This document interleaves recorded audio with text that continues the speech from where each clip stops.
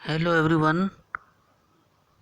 NCERT course की इस series में आज हम बात करेंगे क्लास 6 के सोशल स्टडी सब्जेक्ट के हमारे अतीत विषय के यूनिट नंबर 10 व्यापारी राजा और तीर्थयात्री के प्रश्नों के सॉल्यूशन सॉल्व करेंगे। इसमें कुछ इम्पोर्टेंट क्वेश्चन ही लेंगे, बाकी इतने इम्पोर्टेंट नहीं हैं। तो चलिए शुरुआत करते हैं। क्या तुम बता सकती हो कि ये सिक्के भारत कैसे और क्यों पहुँचे होंगे? पेज नंबर 99 पर इसका सॉल्यूशन पढ़ने को मिलेगा आपको। तो रोम के व्यापारी समुद्री जहाज़ों तथा सड़क के रास्ते व्यापार करने के लिए दक्षिण भारत में आते थे और यहाँ से काली मिर्च, कीमती पत्थर, सोना तथा मसाले आदि खरीदने के लिए रोम के सिक्कों का प्रयोग करते थे। इस प्रकार रोम के सिक्के भारत पहुँचे। अगला प्रश्न है इसका, कविता में उल्लिखित चीज़ों की एक सूची बनाओ। क्या तुम बता सकते हो कि इन चीज़ों का उपयोग किसके लिए किया जाता होगा? बुक्स के पेज नंबर 100 पर आपको इसका सॉल्यूशन मिलेगा। कविता में उल्लिखित चीज़ें जैसे घोड़े हैं, इसका उपयोग युद्ध के लिए किया जाता था। काली मिर्च है, इसका उपयोग मसाले के लिए किया जाता था। रत्न है, आभूषण बनाने के लिए उपयोग किया जाता था। सोना है तो आभूषण बनाने के लिए किया जाता था। चंदन की लकड़ी है, महिलाओं की सजावट व इत्र बनाने। मोती आभूषण बनाने के लिए। मूंगे आभूषण बनाने के लिए। खाद्यान्न भोजन के लिए। और मिट्टी के बर्तन खाना बनाने के लिए उपयोग किए जाते थे। तो अगला प्रश्न है इसका, क्या तुम बता सकती हो कि सातकर्णी तटों पर नियंत्रण क्यों करना चाहता था?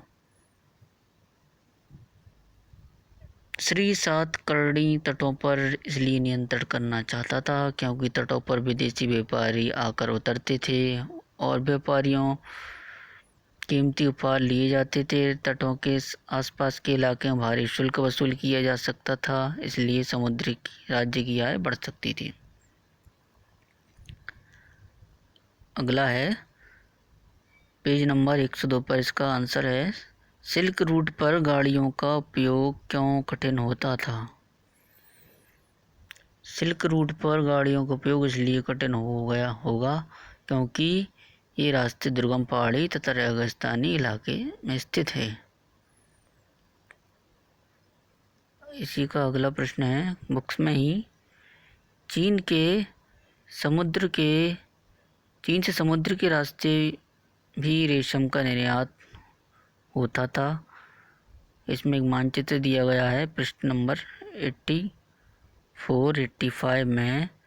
समुद्र के रास्ते रेशम भेजने में क्या सुविधाएं और क्या समस्या आती होंगी?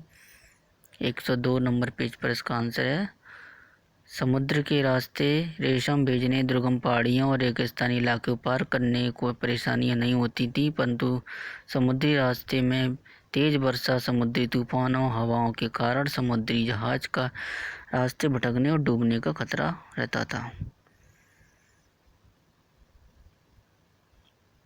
ये इतना इम्पोर्टेंट नहीं है।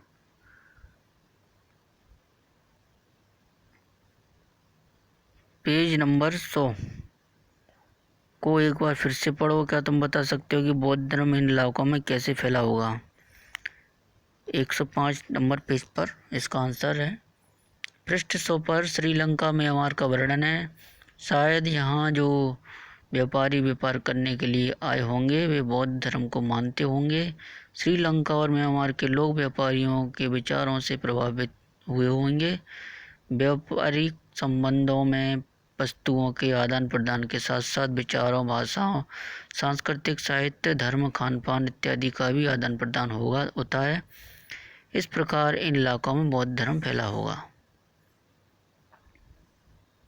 अगला है प्रश्न, बताओ कि फा, इफ, एन आदि पांडुलिपियों और मूर्तियों को क्यों नहीं फेंकना चाहता था? तो इसका आंसर है, फाशियन बौद्ध धर्म का अनुयायी था।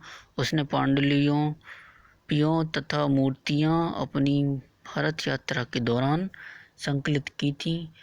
यह सब उसने काफ़ी मेहनत और कई वर्षों तक भारत में घूम घूम कर इकट्ठा किया था, जिसे वह फिर से प्राप्त नहीं कर सकता था। इसलिए वह पांडुलिपियों और मूर्तियों को नहीं फेंकना चाहता था।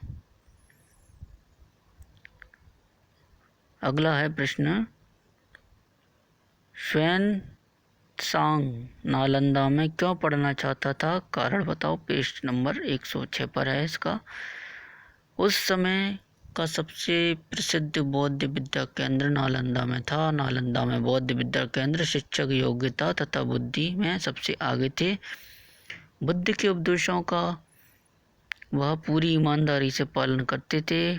पूरे दिन वाद विवाद चलते ही रहते थे, जिसमें युवा और वृद्ध दोनों ही एक दूसरे की मदद करते थे। कभी सामाजिक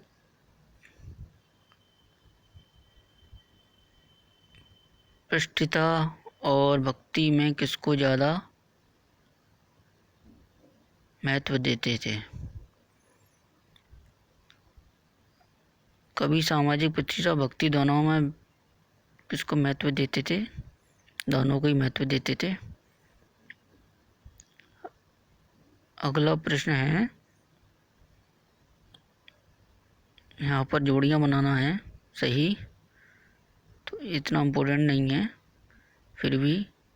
दक्षिणापथ के स्वामी, सातवाहन शासक, मूवेंदार, चोल, चेर, पांड्य, अश्वघोष, बुद्ध चरित्र, बोधिसत्व, महायान बौद्ध धर्म और ह्वेन-त्सांग चीनी यात्री।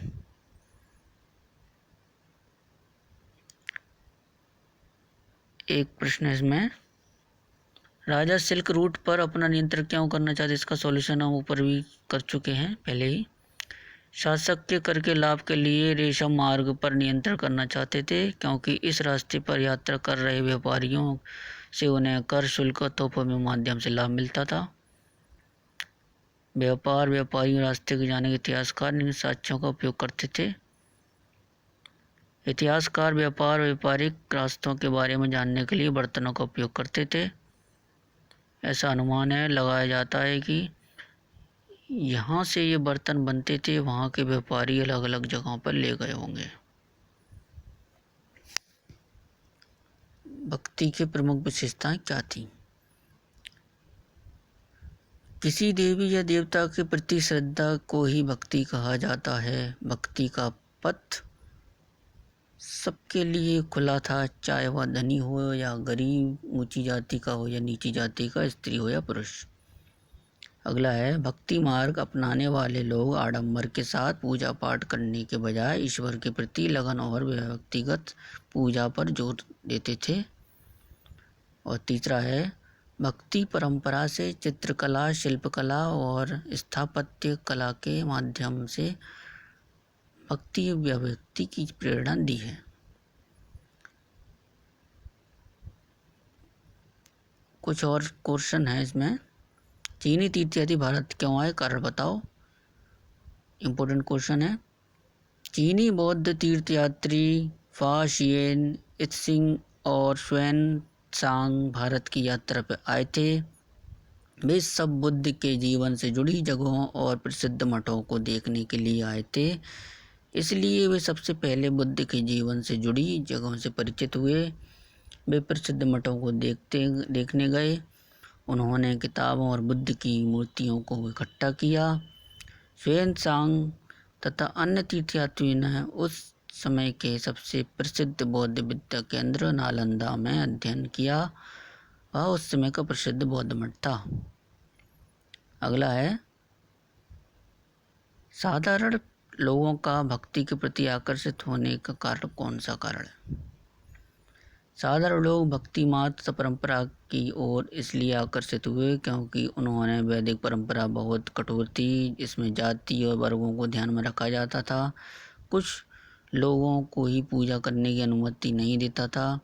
वे मंदिर में प्रवेश नहीं कर सकते थे, लेकिन भक्ति और पथ सबके लिए खुला था, चाहे वह धनी हो या गरीब हो, ऊंची जाति का हो या नीची जाति का, स्त्री हो या पुरुष हो।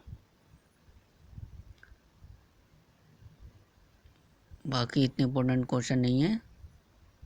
आज भारत के लोग बहुत तीर्थ यात्रा करते हैं।